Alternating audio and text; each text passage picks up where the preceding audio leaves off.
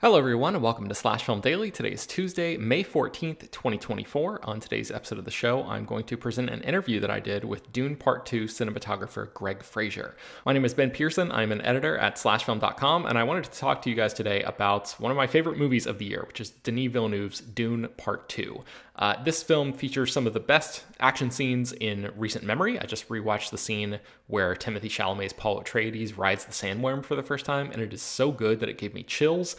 And this film also has a lot on its mind. It is a bleak look at how religion can be harnessed as a means of control and how even those people with seemingly righteous ideals can become corrupted by power.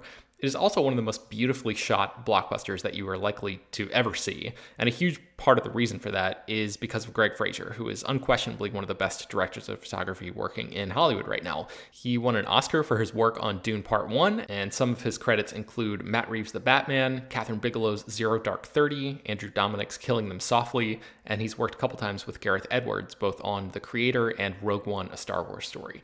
In addition, he is one of the key creative architects of stagecraft technology, also known as the volume.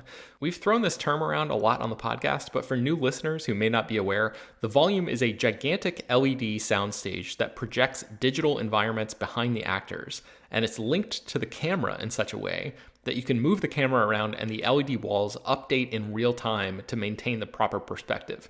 Crucially, it also provides lighting that can interact with the subjects, and when done well, it can appear seamless.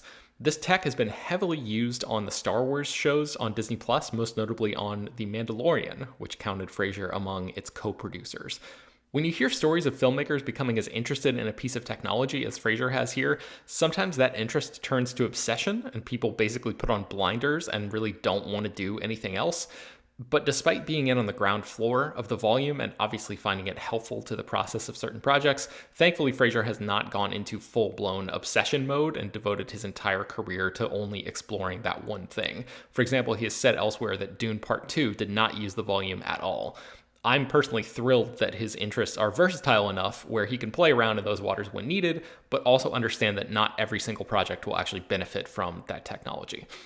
Anyway, all of this to say, this guy's quickly approaching living legend status, so I jumped at the chance to talk to him a couple weeks ago in advance of today's 4K release of Dune Part 2, which I'm very excited about. It's an incredible disc. We talk about a few specific scenes and details here, so I'd recommend checking out this movie and then coming back to listen to this conversation. The only other thing to know is that at one point he quickly mentions taking photos for the book that he did with Josh. And he's referencing Dune Exposures, which is a collaboration between Greig and actor Josh Brolin. It's a mixture of Greig's photography from the set of both Dune films, as well as Brolin's writing detailing his experiences making the movie. And that book is on sale right now if you want to check that out. Okay, that is enough table setting. Here is my conversation with Dune Part 2 cinematographer Greig Fraser. Hi, Greig, how are you? Good, mate. Very good. Good to talk to you, dude. Excellent. I'm so thrilled to talk to you. I want to just dive in with the opening of Dune Part 2. So the opening Harkonnen attack in this movie takes place during an eclipse, and the lighting is extraordinary and looks different than it does at really any other time in the movie. And I understand that you didn't use the volume at all on this film, but I was wondering how you went about creating the lighting for that scene. It's a good question because I haven't spoken a lot about it. The backstory is we were talking, Denny and I were talking about how to open the movie, and we talked about doing it at night. We talked about doing it day for night. We talked about it doing day, and all those things just didn't sit well. We just went, this is not, we put ourselves in the audience's seat and went, okay, we bought the popcorn, we're drinking the Coca-Cola, like, come on, you got to show us what you got, guys. Like, and we thought, well, if we start the same way that the last one finished with that look, it felt a little bit not right. So we were playing with all those different things, and I found a filter that kind of cuts out a number of light rays. I've been playing with particularly Getty Prime, but with infrared and cutting out red, green, and blues, and cutting out spectrums of light to come up with different looks. And that's effectively what filters do. Filters cut a lot of spectrums of light, but I had a variable filter which took out just enough blue that you could get a little bit of blue in the sky, but it was mostly orangey or red, or it had the right element of shadow detail. And so we chose to use this filter, and we chose to kind of make it deeper and darker as the story went on, and as the eclipse became more heavy. Um, and so we started that way because we knew it was a great way to start the film and a great way to kind of launch this journey. And also the Harkonnen, seeing those Harkonnen with those fantastic suits, you know, with their voices and their anti-gravity and like seeing all that stuff in that color. I don't know, that's peak sci-fi for me. Like Yeah. that's the sci-fi I remember as a kid watching, just like, there's cool synthesizers and like I love that sort of sci-fi. Yeah, even just the anti-gravity thing, which is I imagine is like a pretty simple just use of wire rigs and stuff to get those performers to Yeah. look that way, took my breath away watching the movie. So you guys really achieved your goal there of It, starting it, on it a strong foot. it's technically, let me just say, and I'll give full credit and full praise for the teams that were involved in doing all those shots and all that wire work. That is incredible work. It's not easy to do that level of stuff. Yeah, it's not easy at all.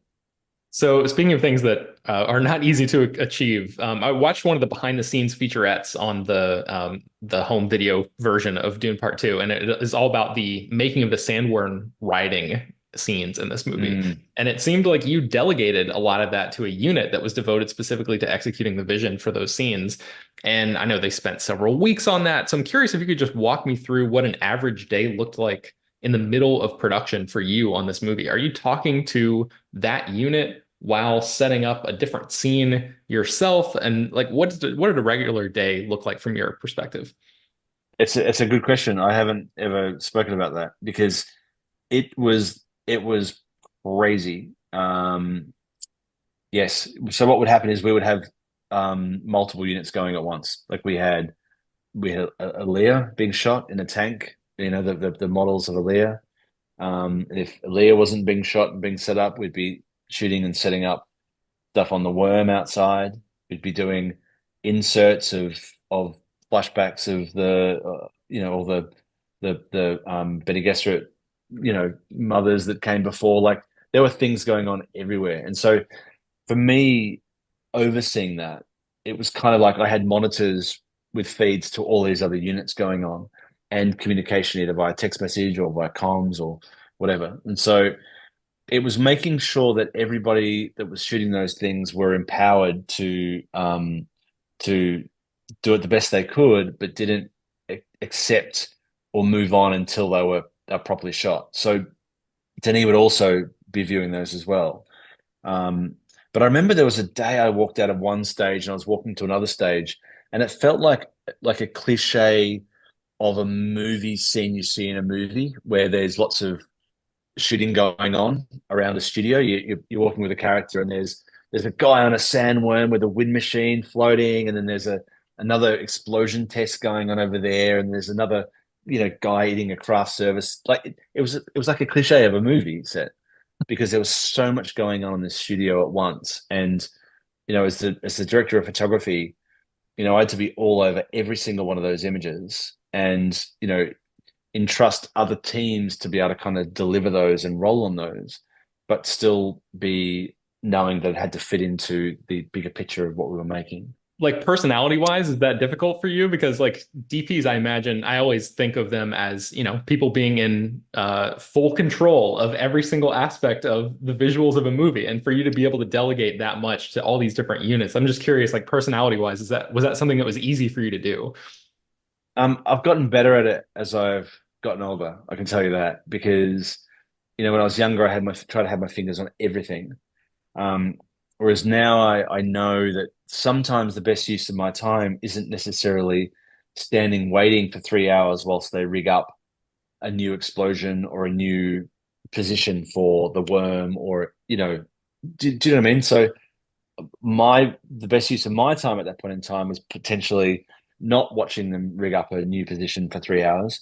It was working on the scene that we're working on, let's say in the water of life scene on another stage. And then, between takes, when Denise talking to actors, I could be looking at what they're doing.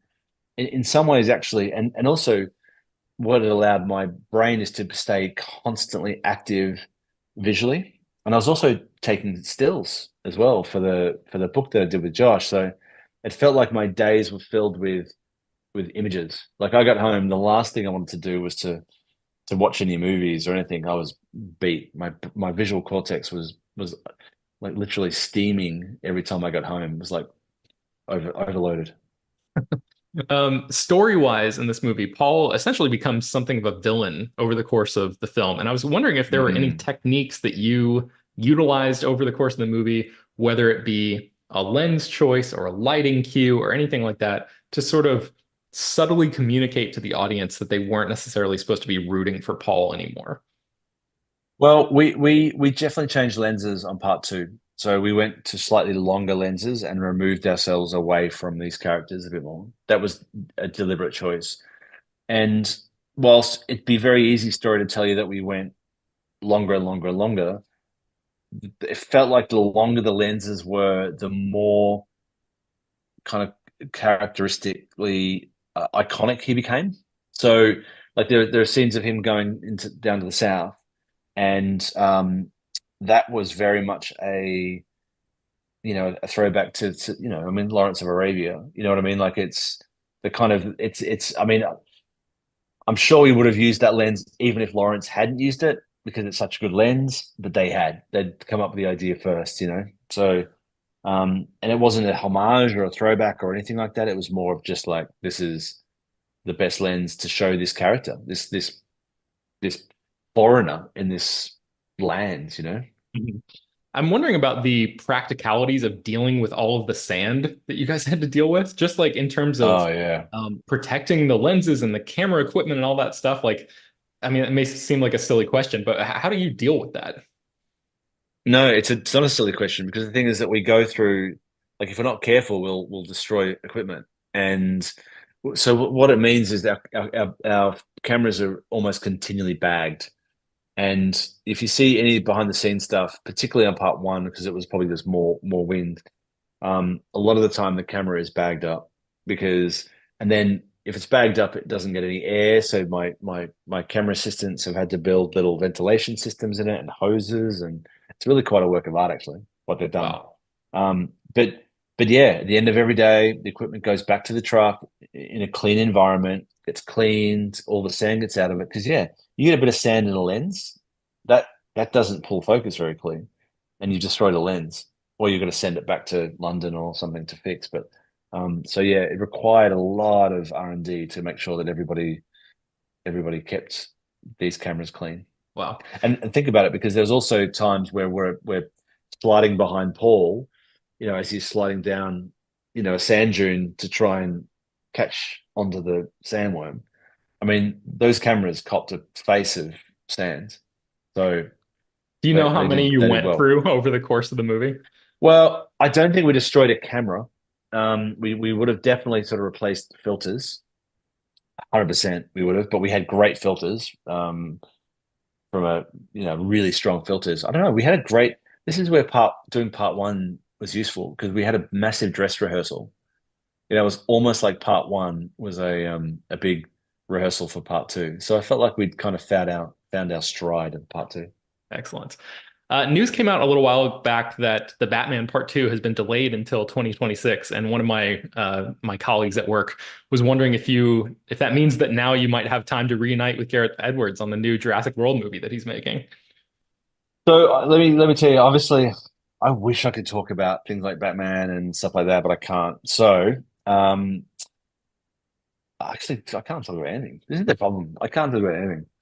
Fair enough, fair I enough. wish I wish I could. I wish I could. But I caught up with Gareth recently and said hi to him and been talking a lot to him because we've been doing a lot of chat about the creator as well. So yeah. Excellent. Okay, so back to Dune Part 2. There's a really great shot where Chani and Paul have just taken down an ornithopter, and the two of them are running from right to left, and the exploded parts of Oh the yeah. vehicle crash down behind them and blow up even more. How much of that shot specifically is like visual effects? How much, if any of it, is miniatures? Can you walk me through hmm that moment? Because I love that scene. So that's a cool scene because it was a very very well planned scene, as in it required a lot of planning. Whether it was well planned or not, I can't say, but it was required a lot of planning given where the sun was, because it all relies on shadows. Like that whole scene relies on when they're in the shadow of the ornithopter of the harvester, they're safe, and then we're under the shadow of the legs, they're safe. Because if they can't get shot if they're in under the legs, and that's the shadow. So it all relied on that. So what we had on that scene, we had massive legs attached to excavators. So we had two or three excavators, I think, with legs that would move, like, and these weren't little things like my hands. These are things that the size of a kind of a house, a small house, really. And so they were hiding underneath them, and then it would come and hit, and I'd land underneath it. Like there was a lot of power, and so that scene, that shot particularly, them running, the legs were 100% correct, 100% real. Um, they're running from one leg to another leg as the leg's moving, I believe. And the explosion was real. I'm sure it was augmented because that's what our great friends in the VFX department do. But obviously, we couldn't crash an ornithopter. So I would, yeah, the ornithopter is something that is pretty CG. Is that, I guess the way to phrase this would be like shooting something like that. Would that be a plate? Is that a whole separate unit of just another unit that you would have to delegate tasks to in order to film particular action beats that are going to then be composited into larger shots? Or is that something that you oversee more directly yourself? Well, I mean, if it's the actors running, that was fully a main unit shoot, like because and then with the explosion and but what would have happened was we would have done some more explosion plates so that they would have been able to sort of enhance the explosion because obviously there was a limit to amount the explosion near actors and a film crew. Got it. So we shot other explosions that would have been used to amp that one up. In terms of the ornithopter crashing, I don't think we did any model work on that. So that wasn't a model. I think that was CG. But the CG models, though, I mean, the 3D CG models are getting so good now. That I mean, I personally, not to say there's no room for real models now, but CG 3D models are getting really, really good. I think I have like 30 seconds left with you, but I just wanted to ask about miniatures. Is that something that you relied on, just more broadly speaking across the making of this movie at all? No, not really. I mean, we had some miniature things. We Aaliyah was a model, and Aaliyah was probably a bigature actually because Aaliyah was probably bigger than her miniature. And so, but we did create those models for both those states that the characters in. Cool. All right. Well, I'm out of time with you, but Greg, this has been so great. And thank you so much. And congratulations on Dune Part 2. It's amazing. Thanks, Ben. Good to chat to you, mate. All right, that's going to do it for today's episode of the show. You can find much more about Dune Part 2 at slashfilm.com. I will try to link to a couple things in the show notes as well. Slash Film Daily is published every weekday, bringing you the most exciting news from the world of movies and TV, as well as deeper dives into the great features that you can find on the site. You can subscribe to the show on Apple, Overcast, Spotify, wherever you get your podcasts. Send your feedback, questions, comments, concerns, and mailbag topics to us at bpearson@slashfilm.com. That's BPEARSON at slashfilm.com. Make sure to leave your name and general geographic location in case we mention your email on the air. Don't forget to take a minute to rate and review the show on Apple Podcasts or Spotify. That genuinely does help us out a lot. And tell your friends about the show any way you can. Thank you so much for listening, and we will talk to you.